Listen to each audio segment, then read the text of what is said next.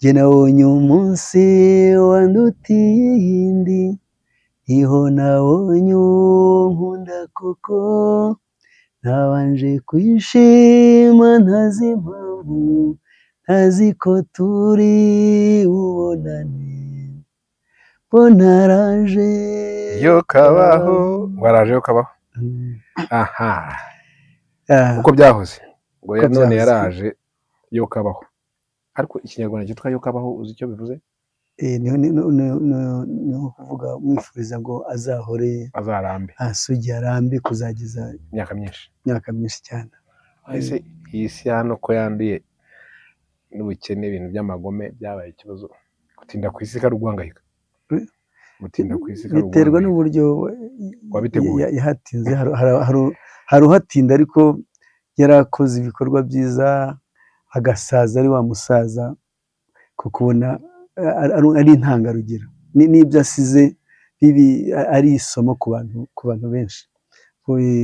Ibyo rero biterwa n'uburyo wabayeho ugasaza, ukagira ibyo usiga byiza bigira abantu akamaro, cyangwa se ibintu abantu bose baratandukanye burya mu buryo bw'imico.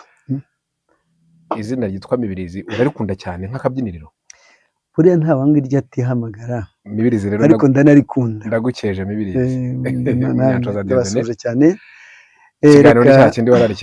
Reka nongere nsuhuze abatwumva bose, ari abari mu Rwanda, ari no muri diaspora hirya no hino, nsuhuza abantu bari muri Amerika, mbabwire ko mbakunda. Uyu ni wa mwanya rero w'ikiganiro uko byahoze, ku bufatanye bwa The USA New Times na Munyanshoza Official. Tuzajya tuganira ku bintu bitandukanye, ariko bijyanye cyane mu buzima bw'abantu, mu mibereho y'abantu, ariko ku buryo twifuza ko tujya duhuza ibitekerezo tukaganira, kandi ntekereza ko bizagenda neza. Numvise binjiranyamo akaririmbo ngo none araje yo kabaho, ibyo nakubwiye ngo se kuramba ku isi. Uyu munsi ndagira ngo utubwire, tujya kuganira ku biki noneho, kuba tubwiye ko uzajya utumarira, ukatubwira ukuntu byahoze n'ukuntu birimeze ubu. Uyu munsi dufite iyihe gahunda? Hari byinshi tujya tuganira, ku munsi nyina ngo twari tugiye kuganira ku bijyanye n'ubukwe bwa Kinyarwanda, ariko tukagira tubusanje n'ubukwe bw'ubu ngubu. Tugiye gufata abagenzi, tubageranye n'abantu ba kera, hasigaye y'abagenzi ngo baratwika bakimanukira.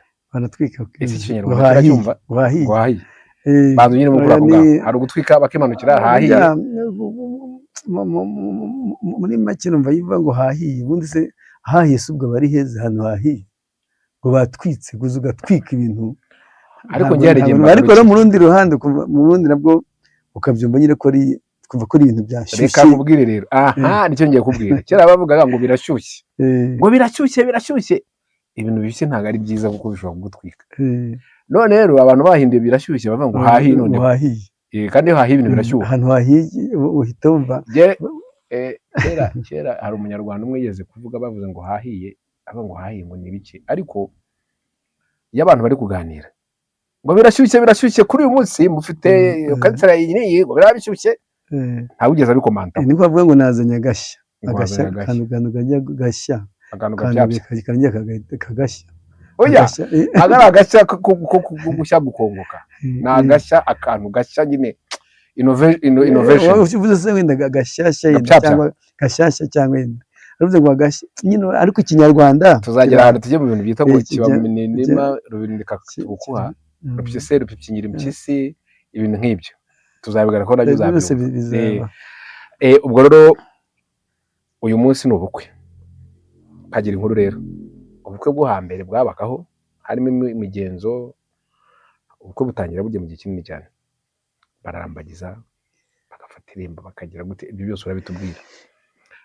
Ese ubona ubukwe bw'iki gihe, iyo migenzo n'imihango yose ikorwa mu bijyanye n'ubukwe, itandukanye he, ihurira hehe? Ese icyiza cya hamwe ni ikihe, ikibi cya hamwe ni ikihe?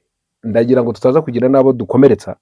Hari igihe ushobora kuvuga ijambo ugasanga umeze nk'uri kureba abantu bo muri iki kigero tuvuge nk'icyubu, ukabashima wenda ko ushaka iyo drone kuyireba, ibintu bya selfie, umuntu akifotora agahita biza. Kera badufotoraga ukamara ukwezi urindiriye ko ifoto izasohoka. Urabizi neza? Nibyo. Photographe agatera ivi. Attention prêt. Ubwo rero muri ubwo bukwe. Murakoze cyane. Ndagira ngo mpere ngewe ntangira kumenya ubwenge, kuko ngewe mvuga cyane ibyo niboneye, burya si kimwe n'ibyo wumvise nabyo twarabyumvise, kandi koko byinshi nibyo, ariko ibyo wiboneye aba ari bizima. Ndabikora ntangira kumenya ubwenge, nasanze hari inkuru ivuga ko ba nyogokuru bo mu bukwe basabwaga bakagenda mu ngobyi, ndetse n'imwe akenshi yagendaga rimwe na rimwe, hari igihe bagatazi umugabo we, tuvuge niba umukwe n'umugeni bataziranye, kuko icyo gihe hasabaga imiryango niyo yasabaga bitewe n'uko yabanye, igahana inka igahana abageni. Ni muri ubwo buryo. Noneho umuhungu akemera wa mugeni kuko umuryango we yamuzaniye, ataranamuzi, ariko amakundira kuko ari uwo muri wa muryango w'imiryango yabanaga. Nibwo rero bazaga mu ngobyi, ariko yenda tuzabivugaho ku bundi buryo burambuye. Ariko wenda mvuze aho ntangiye kumenyera ubwenge, ni uko nzi ko umusore yarambagizaga, akenshi byaturukaga no ku miryango, uburyo imiryango ibanye. Hari imiryango yabanaga, umuntu akaba azi ko najya kurambagiza ajya gushaka umugeni ahantu runaka, ariko iyo akenshi barambagizwaga muri uwo muryango, kubera ko babaga ari abantu babanye, yabaga hafi, ni ukuvuga ngo yabaga afite ari ba nyina wabo cyangwa ba nyirabasenge bashatse muri uwo muryango. Noneho akaba yaca kwa abo ba nyirasenge, kuko nibo babaga bazi uwo arambagiza, cyangwa se niba ari umukobwa, cyangwa se ariko n'umukobwa nawe ushobora kubaza ati se uwo muhungu, uriya muhungu wandambagije we, nawe agakurikirana, akabaza umuryango we, akabaza kugira ngo amenye imyitwarire ye. Bari bafite uburyo babikurikirana, akabaza nka nyirasenge kuko yari yarashatseyo, amakuru bakayashaka. Nubwo umwe abwira undi ko amukunda, ariko umwe akaba afite uburyo amenya amakuru. Nuko rero barambagizaga. Ariko ho icyo gihe noneho umuhungu yahuraga n'umukobwa, uzi ko bahuraga mu misa, cyangwa se abagabo bahura no mu mashuri, kwiriba bagiye kuvoma, cyangwa n'ahandi hantu. Ariko cyane cyane uruhare rwinshi umuntu yararambagirizaga undi, imiryango yari yarambagiriza. Ibyari bifite agaciro cyane. Yenda ariko aho bitandukaniye n'ubu ngubu, ni usanga ahanini umuhungu niwe wirambagiriza, we n'umukobwa. N'umukobwa igihe aho kigeze ubu ngubu, n'umukobwa arambagiza. Ubundi kera kugira ngo umuhungu avugishe umukobwa, avugishe umuhungu, byari bigoye cyane. No kumubwira ngo ndagukunda byo ntibi, ariko ubu ngubu iki gihe umukobwa abwira umuhungu ko amukunda. Uvuze kuri icyo, kandi uzi ko tuba tugira ngo tuganire n'abantu bari muri diaspora, abanyarwanda baba hanze. Amajyambere yaraje, hari icyo bita ngo cohabitation. Umuntu yerekana abantu baba ari inshuti rwose, ari abasheri ishusho, bakaza kubyerekana nta mpamvu ngo mwagiye kurambagiza, bakaza ahubwo mukabyakira cyangwa mugatangira comment, ariko babiberetse. Ntabwo rero icyo gihe ngira ngo mu Rwanda ho ntabwo byabagaho. Mu Rwanda mu kurambagiza kwa kera nta bintu byabagaho byo kugira ngo abantu babe baziranye mbere aribo biyereka abantu. Ariko niba ubibona nk'abantu bo muri diaspora dukurikiye barabyumva, umuntu ajya kuzana umusheri, umufiance we babanye biganye iyo ngiyo, akajya kumwereka ababyeyi. Aho bihura n'aho bitandukanira, uko byahoze, nk'uko twabivuze, iyo umuntu yarambagizaga, yagiraga uburyo bwo gushishoza, agaperereza kugira ngo amenye imyitwarire ya wa muntu. kandi noneho ubukwe akenshi bwaratindaga kuko n'igihe yarambagizaga akazagira icyo kujya gufata irembo bikongera agafata igihe akazajya gukwa bikongera agafata igihe akazajya gushyingirwa byose uko hashiraga igihe babaga ariko noneho barushaho kumenyana cyane. Ibyo rero byangiraga akamaro, ni nacyo kivamo ko usanga akenshi ba nyogokuru ababyeyi bacu barabanye barinda akaramata barinda basaza bakiri kumwe. Ni ukuvuga ngo ni rwa rukundo rwajeho ko rw'abantu bari barabyiteguye baziranye noneho runagira kure. Ariko ubu nabwo icyiza navuga kirimo ni uko akenshi ko nta mwanya, igihe abenshi baba batari hamwe, umwe ari mu gihugu kimwe n'undi ari mu kindi. Urabizi ko muri iki gihe n'ubuzima ntibworoshye n'aho abantu bakora, bisaba ko habaho uburyo budatinda nk'uko nguko kera byabatindaga, kuko umugani umwanya ushobora kubura ugasanga ararambagije cyangwa se hari n'ubwo bavuganira kuyakure kubandikirana nyine kuyakure, ugasanga baravugana ariko ntibaziranye, kandi no kumenyana nta n'uvuga ngo uyu ni uwo kwa kana akomoka aha cyangwa yarerewe aha n'aha, kuko nabyo burya bijya kumva umuntu urugo aturukamo n'umuryango aturukamo nabyo byongeraho andi manota yo gutuma wa muntu agirirwa icyizere. Ariko ibyo ngibyo ntibibaho, ni ukuvuga ngo ni hagati y'abantu babiri baganira bagasezerana bakamenya ibyabo. Ibyo rero mu ruhande rumwe icyiza kirimo ni uko ni uburyo kuko nta n'umwanya mugani uhari bitewe n'iki gihe. Ariko mu bundi buryo naho bitandukanira, hari igihe usanga uko kera ababanaga urukundo rurama bagarinda basazana, ubu ngubu byarahindutse, usanga hari igihe bamara n'igihe gito ugasanga ngo bongeye gutandukana.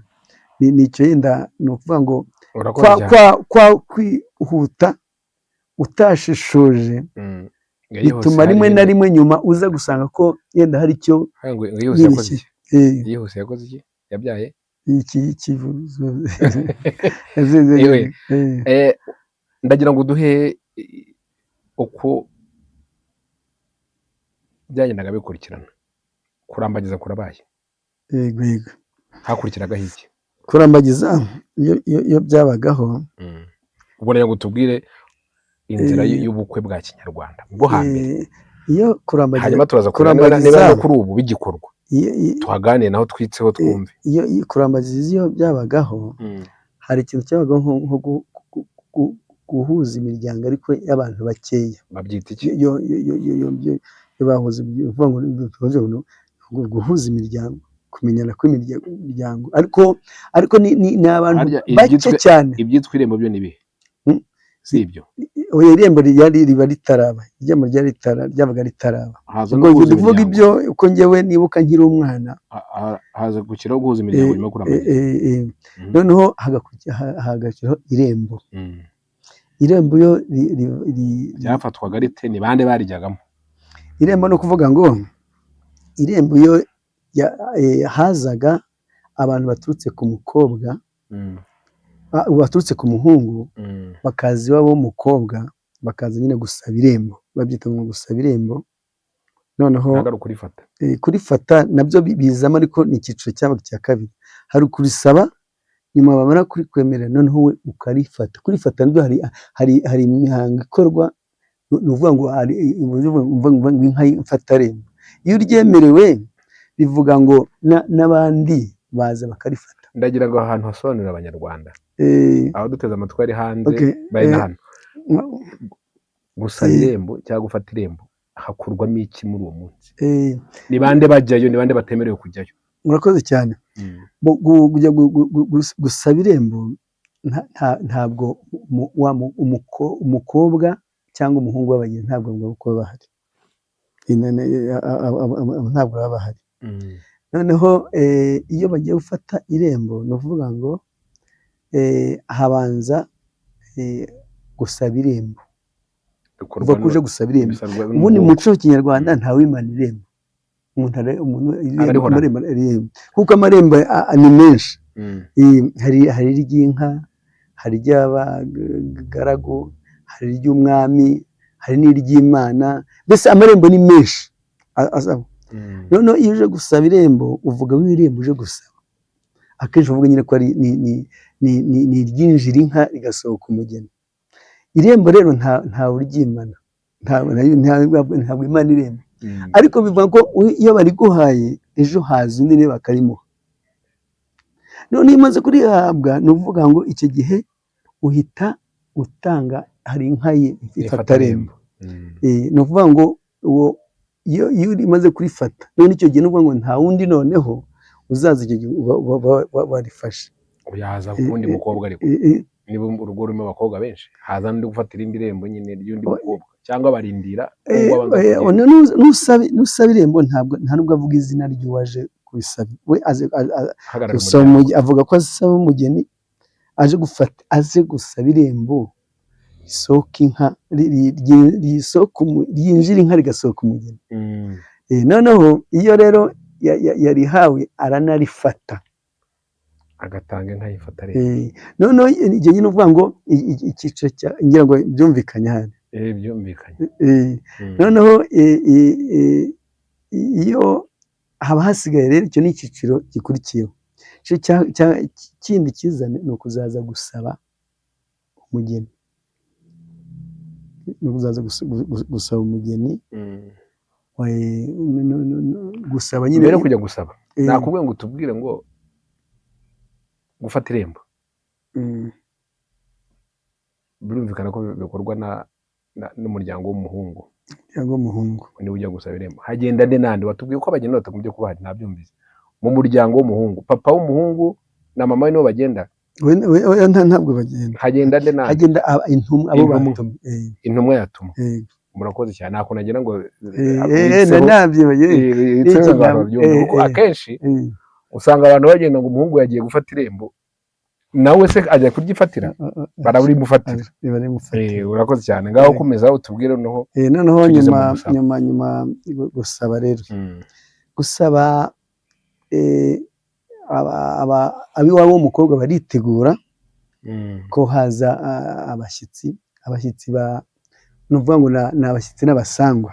Abasangwa ni iwabo w'umukobwa, none abashyitsi ni iwabo w'umuhungu. Iyo bahageze rero baravunyisha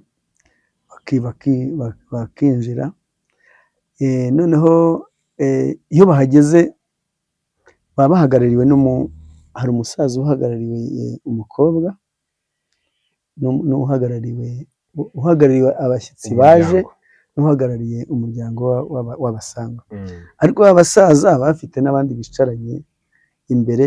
Wa musaza yaje abamugaragiye bari kumwe n'abandi bari kumwe. None ni ukuvuga ngo abasaza bombi hari ababa bahagarariye babiri, ariko hari n'abandi bari iruhande bose bunganirana mu biganiro.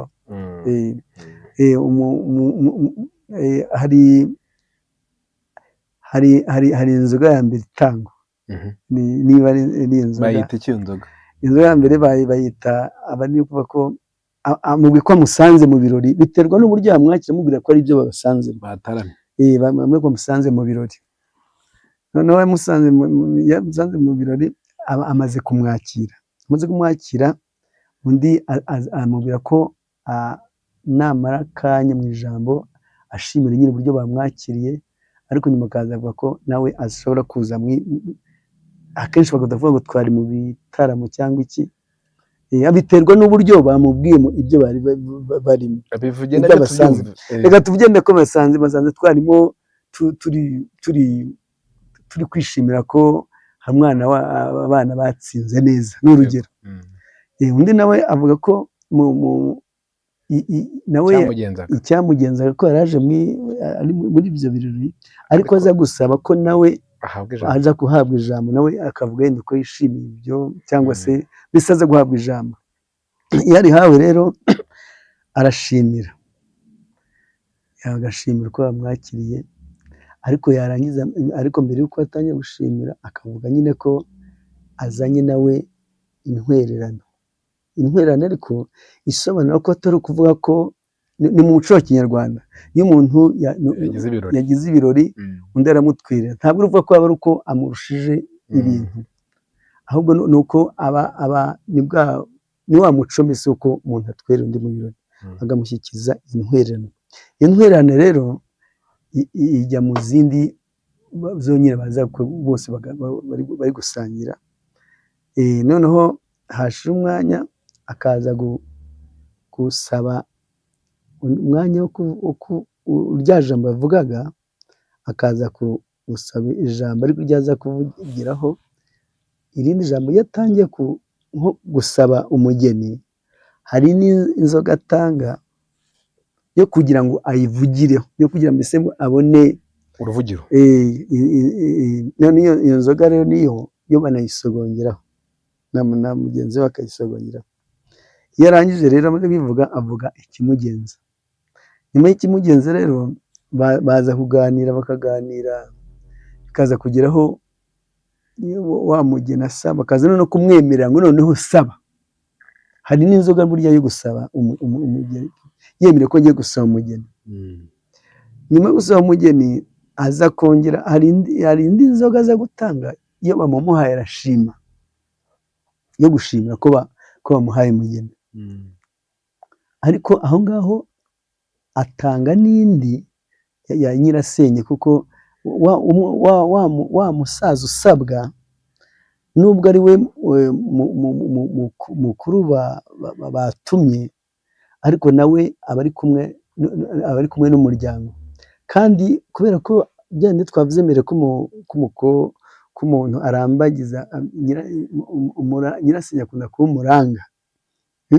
Nyirasenge niwe akenshi nawe agira ijambo mu gutanga wa mugeni. Niyo mpamvu rero habaho no gushimira nyirasenge, inzoga yo gushimira ko baguha umugeni, ariko akaba n'indi yo gushimira nyirasenge waguhaye.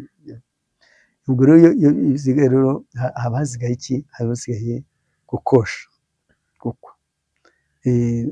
gukwa rero hari wa wundi usaba ababwira ko we yiteguye, abasaba ko bamukosha, bakamukosha agakwa.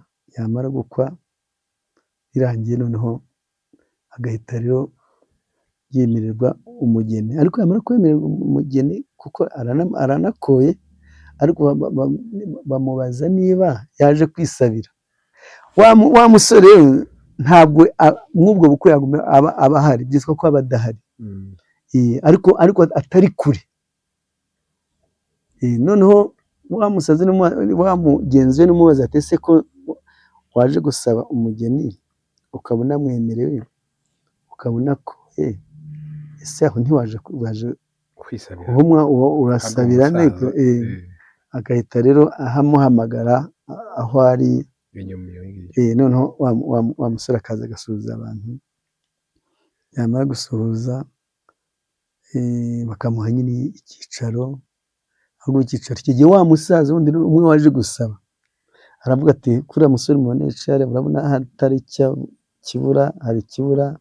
Nawe agasaba ko wa mwana ngo azamusuhuze, ko muheruka akiri nyine. Abasaza uzi ko baganira, hari uburyo biterwa n'uburyo abantu baganira. Hanyuma wa mugeni akaza kuza. Iyo aje rero wa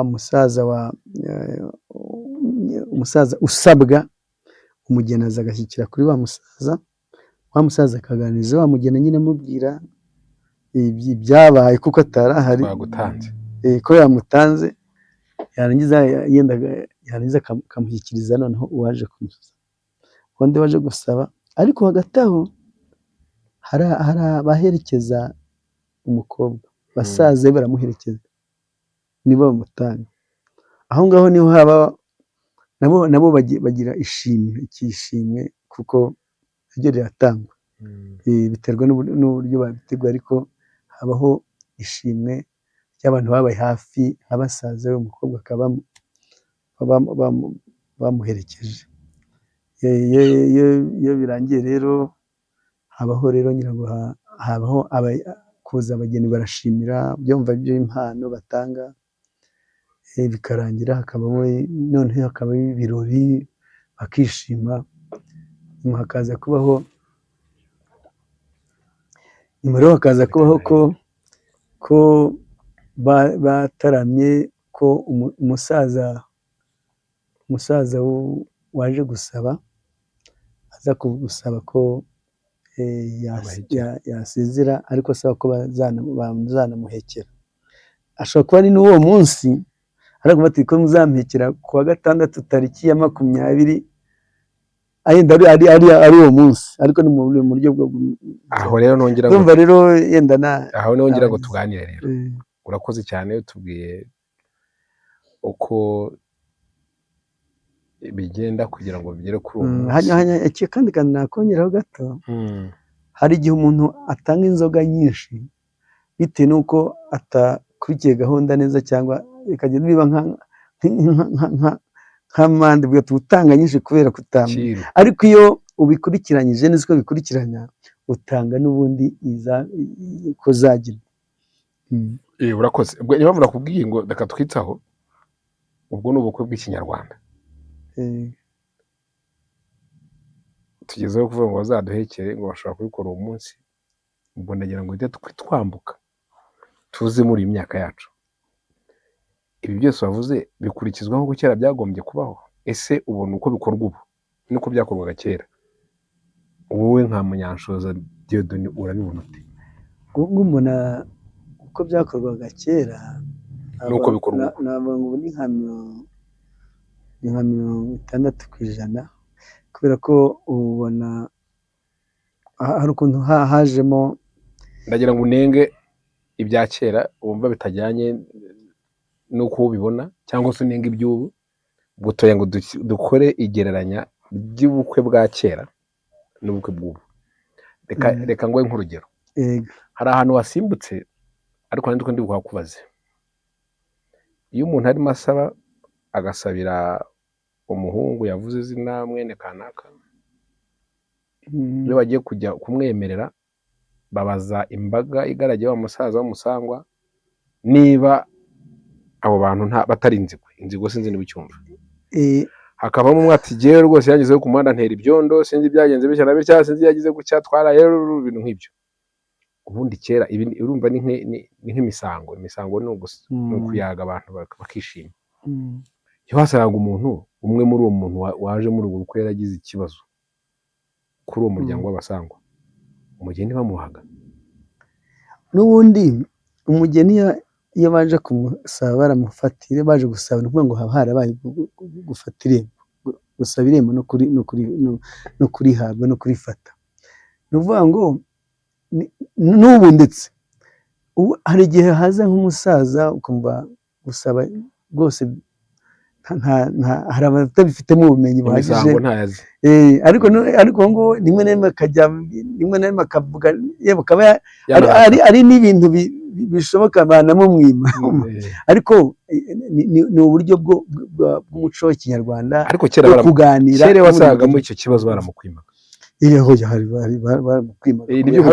Impamvu bakibikora babizana ubu nubwo babinyura hejuru. Kera rwose ari umuntu umanitse akaboko bati igihe ntabwo bishoboka, burya waratahaga. Kera umuco bawukomeragaho, kandi koko bari banawuzi koko babibamo. Ikindi aho nongera ngo rero dukore icyegeranyo. Ikindi buriya bari bafite umwanya, babihaga umwanya wabaga uhari. Niho bitandukaniye n'ubwo usanga umwanya ni muto, ariko kubera bashyizeho ngo amasaha y'abirabura, usanga abantu bavuze saa tatu ngo hose umuntu uzi ko tuvuga ngo saa tatu, gusaba mu gitondo ni saa tatu, kandi ugasanga ngo mu rusengero ni saa 7 n'urugero, cyangwa se na saa 8. Noneho wajya gusanga gusaba bitangiye saa 5 cyangwa saa 5:15. Kandi rero ya mihango yose iribuze guca mu biriya byose twavuze, ni ibintu bikeneye ngo abantu baganire. Ikintu cyose niba ari umuntu umutahira uza kuvuga amazina y'inka, ntumubwire ngo ngire.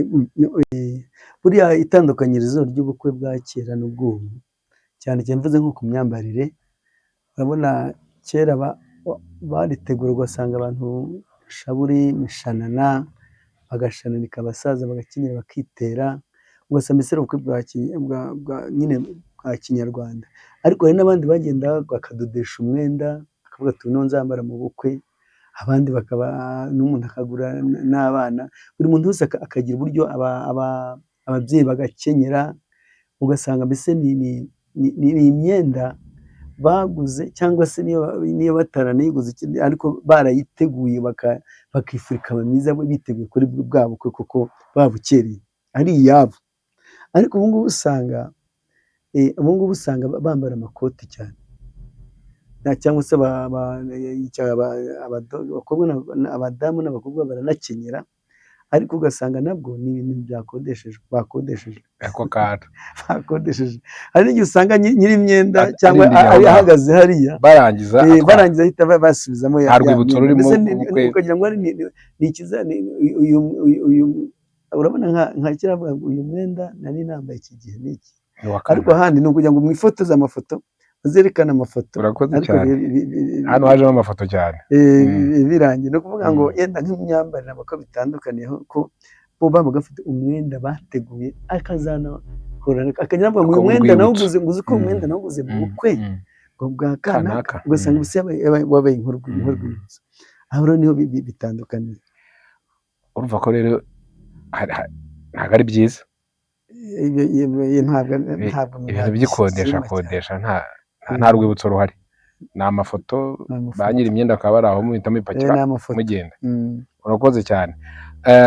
Reka tugaruke gatoya ku bijyanye no gusaba no gukwa. Ntandukanyiriza ubukwe bwa kera aho basabiraga naho ubwo abantu basabira, umbwire nuko ubibona. Urakoze cyane. Nibuka nk'iwacu bakorwaga ibintu bita igisharagati, uvuga baragenda bakara nko ku irembo ahantu hashashe neza, ku irembo ry'umuntu uzasabirwa. Umukobwa yasabirwaga iwabo, ntawatiraga ngo ajye ahandi cyangwa yasabirwaga iwabo. Urakoze cyane. Ako kantu ko gutira niko ngira ngo uze kwitsa, noneho gutira cyangwa se gukodesha. Yego. Noneho bakubaka kera ibintu by'amahema y'amatente ntabwo byabagaho, bubakaga bashingaga ibiti bagakora bakazana bagasaka. Nibo bazanaga iwacu twambwira ngo ni amakoma y'insina, bose bakazitira rwose, barangiza bagashyiramo intebe. Noneho ikiro ni icyo bakoraga, bakaza nyine bakagira intebe z'imbere. Icyo gihe nta madiva yabagaho, hari intebe abantu bicaragaho, bakaza bakagira nyine abakuru bakicara imbere n'abandi bagakurikiraho.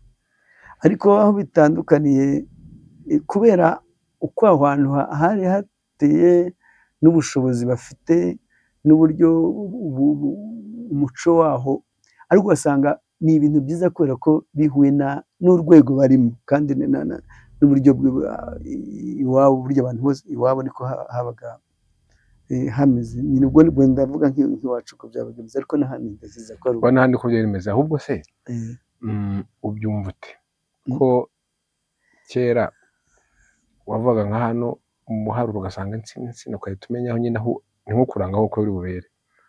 Ubu rero mu bagenzi bawe .com ni Rebero Garden, sinzi Ice Garden, sinzi ikintu ubwo mvuze amazina ibyo nari nkivuga ngo ubwo tumaze kuvuga ukuntu bubakaga icyo bita igisharagati, ni nk'amahema y'ubu ngubu, cyangwa se ariko bakabaka mu rugo cyangwa mu rugo rw'abo umukobwa. Mbese itandukanyirizo byaberaga umukobwa asabirwa iwabo mu rugo ahavuka.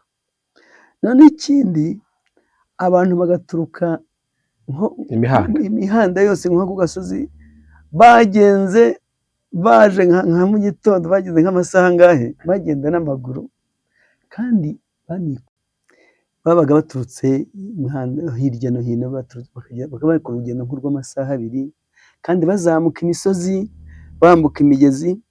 bikoreye, niba ari amarwa, niba ari ikigage, niba ari urwagwa, niba urumva, noneho ariko hakabaho abana, nanjye ndibuka ko ndi umwana, bakakora ibiseke, inkongoro, abana nabo bakagira, bisobanuye ikintu cyiza, ni ukuvuga ngo bya bindi byavuye hahandi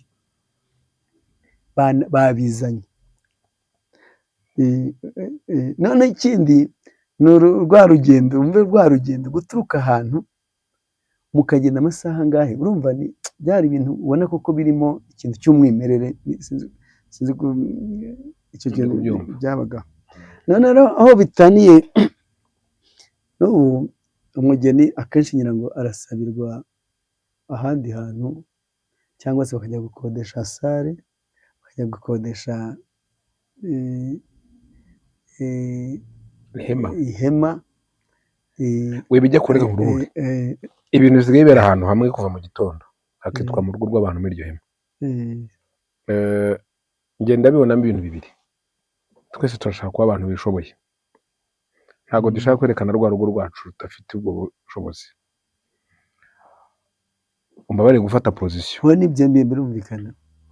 Niba mvuka ku Gikongoro, iwacu ari ku Gikongoro, ariho ngomba gusabirwa ndi umukobwa, nkaba naraje i Kigali. Yego igihugu cyagize ibibazo byinshi, dufite abana benshi bagiye birera badafite n'imiryango, ariko n'ibisigisigi dufite twagombye kubaha icyubahiro cy'ubwo bukwe. Ubu rero ibintu byose byabaye business. Ubu ndagira naho tuhagaruka, ndagira ngo twitseho cyane, ni nacyo ngira ngo nsobanurire cyane. Iyo urebye ukuntu abantu bavaga iyo mihanda yose bikoreye, baje mu rugo rwo kwa Munyanshoza washyingiye umukobwa we Kararisa, sibyo? Uyu munsi babihinira ahantu ngo ahantu horoheye abantu, ngo ni hariya ngo hejuru muri Paradise, ibintu nk'ibyo ngibyo muri garden, mugahera mu gitondo muhicaye, mukaza kuva mujya mu rusengero kandi mukanahagaruka. Icyo kintu urakibona mute ukurikije n'imihango y'ubukwe bwa kera? Iyo ubyise ngo ni umuco, mu by'ukuri ntabwo ari tubikoze byuzuye mu by'ukuri, kubera ko hari byinshi biba byahindutse. Umukobwa burya asohokeye iwabo, ariko wenda reka tubihuje n'amateka, yenda nayo hari ibintu yagiye ahindura. Hari igihe usanga yenda nk'umukobwa ari abana batagifite ababyeyi aho yasohokera, ibyo nabyo biriho, ntabwo twabyirengagiza, ariko ntitwavuga ngo biri 100%. Hari n'abantu bafite ingo, ariko akashaka ko umukobwa yasohokera ahandi hantu, ariko ubundi umukobwa asohokeye iwabo, mu by'ukuri umukobwa wasohokeye iwabo, hari ukuntu ubuzima mbikubwiye byaba byiza. Ubundi ubukwe bwari ubw'imiryango n'inshuti. Nizere ko ntaza kugira uwo nsitaza mu bakora uko byahoze. Abo bantu bafite aho hantu bakirira abantu bose ntibantware nabi, mundaganira. Ubundi baratubwira ngo abaturanyi, inshuti n'abavandimwe bazaga kuza gutegura, kuza kwakira abo bashyitsi, abo twita abasangwa. No kuvuga ngo basanga nk'ahantu, reka tuvuge nk'umudugudu w'iki gihe, umudugudu utuyemo isibo, utuyemo abaturanyi bose baraje, harimo abadamu baratetse, bazanye amasafuriya, bakayavanaho mu nzu, nazanye isafuriya, bazanye n'ibintu byo kuza guteka, kuza kugaburira abo bashyitsi baje kubasaba umugeni. Niho havaga bwa bumwe bw'abantu. None ubu rero dusigaye twihera ba outside catering, bakaza bambaye amakote, umwana uguseriva ntuzi yava, abamuhaye akazi ntibanamuzi nawe. Ibyo bintu byose ndagira ngo uko byahoze dukubitemo akayunguruzo turebe ni icyo wabwira abanyarwanda kuri iki kintu. Ibyo byose nibyo tuvuga, kuko hari ibintu byagiye bihinduka, ariko mu by'ukuri bisa nkaho wa muco wacu utari mu by'ukuri kugenda utireme. Nubwo twaba tuvuga ngo biterwa n'aho igihe kigeze cyangwa impamvu izi n'izi, ariko ntabwo ari 100% hose. Umukobwa wasohokeye iwabo, maze abaturanyi be bose bakaza, abavandimwe n'inshuti bakaza mu byiciro, urubyiruko abangana na wa mukobwa, abakobwa bakaza hafi ye akababona, abasaza be bakaba barahari, ba nyina wabo, ba nyirasenge, inshuti zabo, abaturanyi. Usanga ari ibintu byiza ko abo bantu bahari bose bateranye. Ariko iyo byimutse ugasanga byose ni ugukodesha, ugasanga bakodesheje abaseriva, bakodesheje n'ikindi kintu nibagiwe, buriya uwasabaga abasaza bajya gusaba umugeni cyangwa basabwa babaga kenshi nabo bari muri iyo miryango, ndetse n'abatahira babaga hari umuryango ufite umutahira uza akivugira, kuko nk'uvuga ngo uyu muntu turamuzi, n'inkavuga ari kuvuga arazizi, kandi na benshi baranazizi. None ikindi kintu twibagiwe no gukwa, bazanaga inka zikaza bakazikabira bayireba. Ariko ubu ngubu utanga na envelope ngo ni muri beneri, ngo ni noneho ahubwo n'ikindi kintu cyari none kimaze gucika, nibura bajya ngo nimuzane ngo veterineri ngo ajye kuturebera, bakaza bakitabira bakajya hirya kureba, ariko babyita ibaratuba, ni ukuvuga bazana ibyangombwa by'inka barebe ko yambaye amaherena. ubwo rero niho uko byahoze, iyo tuvuga ngo uko byahoze, tuba tugira ngo twongere twibuke uko byagendaga, tubiganeho ariko tubisanishe. Ese hakorwa iki? Turebe tubisanishe n'iki kitaryoshye muri uko byahoze, kubera iki gihe tugezemo, ni iki kitaryoshye ubu ngubu uko turi, ariko umuco w'u Rwanda tuwusigasire. Iyo ubireba nko ku bantu nk'abantu batigeze batazi byakira uko byahoze, yenda bashobora kuba ari byiza, ariko ntabwo twabihuza vuga ngo ni umuco nyawo, biratandukanye. Iyo tuvuga ngo umuco w'Abanyarwanda, igikorwa iki n'iki cyakorwaga gite, ubu ko gikorwa hari aho bihuriye?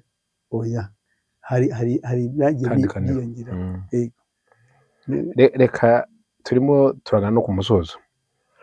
Habereye ubukwe, turahakodesheje, ni mu ihema, turatashye, kutwikurura bibereye muri rya hema, turagiye, ntituzabana aho abageni batuye. aho ngaho nyine mugani hari wahita utegereza igenda, ubundi gutwikurura ntibyabaga uwo munsi umugeni yashyingiwe, bamaraga nk'ibyumweru 2 cyangwa binarenga umugeni agitinye. Hari n'abatinyisha. Noneho ariko ubu ngubu ni ukuvuga ngo aho basabiye inyuma hari inzu bubatse, naho baratwikuruye, niho reception yabereye, ni naho batwikururiye. Ahubwo uravuga ibyo gusa, bamaze gutwikurura bagenda baburiye imodoka, baratashye mu ngo zabo, n'abantu kandi bitashye ubwo bukwe bw'iki gihe. Nibyo nakubwira ngo tuze gukora igereranya hagati y'ubukwe bwa kera bwa kinyarwanda n'ubw'ubu. Kera abantu bararambanaga, niyo mpamvu njye rwose mbibona, niyo mpamvu ingo z'iki gihe zitamara kabiri, ntabwo ziba zirimo ibintu bidadiye. Mwimerere, ikintu cyose kigira, iyo uvuga ngo kigira umwimerere wacyo, uburyo ni ukuvuga ngo uko ujya gutekereza gushaka, muri wowe haba hari uwo wifuza, uvuga ati wampa umuntu ameze gutya. None icyo gihe hakabaho gushakisha wa muntu, muri wa muntu rero hari igihe nabyo bivuna, ugasanga uwo yenda hari iyo rero umubonye, ni ukuvuga ngo hari igihe hakavunika kugira ngo mukundane. Iyo mumaze gukundana habaho gutangira n'umuryango. Ubwo ndi kuvuga iby'iki gihe, mbere ho hari uburyo byorohaga, noneho mukundana, noneho mukamenyana, hakaba igihe cyo kumenyana. Kwa kumenyana buhoro niko mugenda namwe mukundana, mukaza kugeraho noneho mutangira kubitangaza.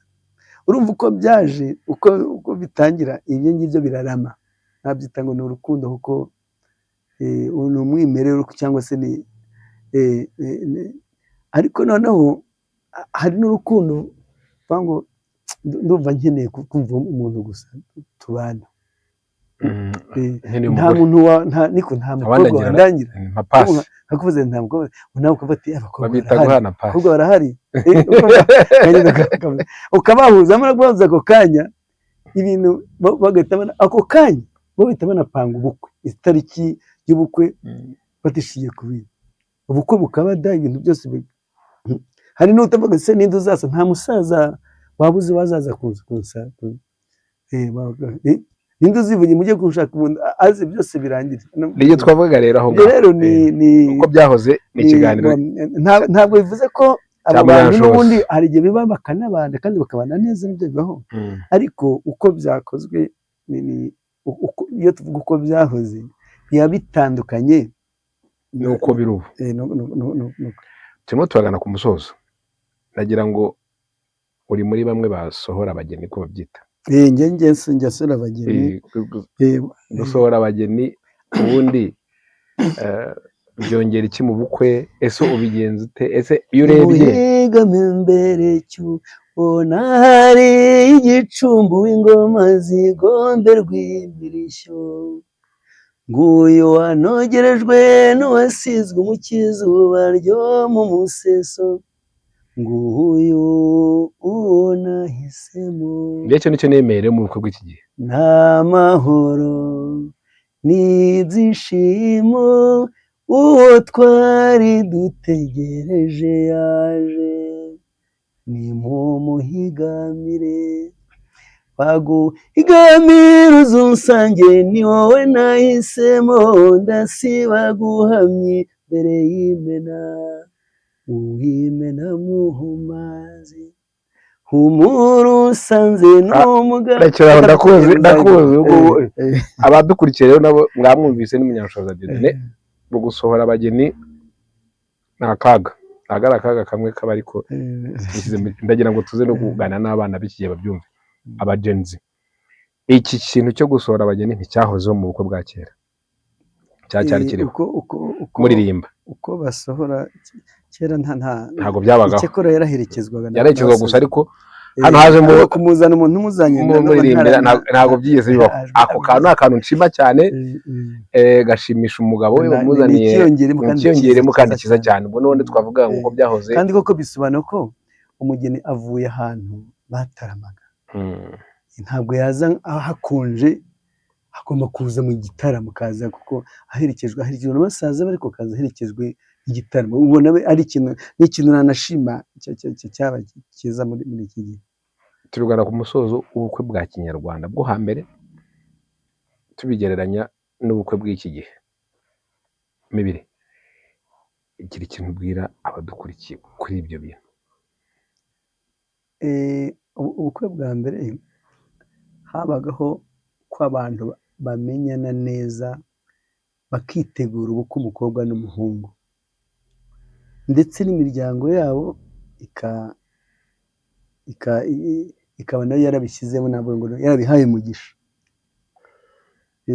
ikindi noneho ibintu bikaba byose umwimerere uwivugiye inka baje gukwa n'iza nka bazibonye bazanye niba ari inzoga cyangwa ni ibyavuye hahandi kuko bikoreye babizanye ntabwo ari byo baguze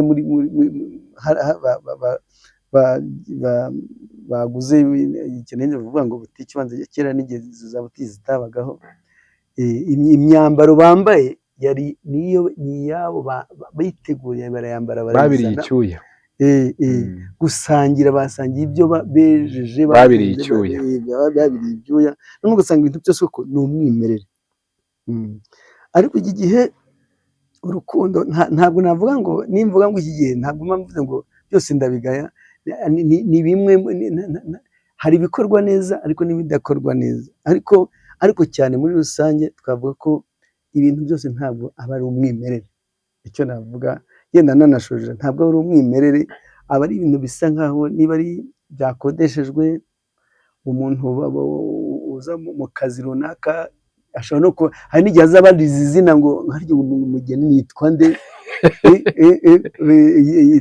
ikintu gitangaje na MC nawe urumva ari MC rwose ari ya myambarire twavuze ariko ko umugeni yasohokeraga iwabo ubu ngubu ngira ngo ni ahantu hakeya aho ngaho niho bitandukaniye.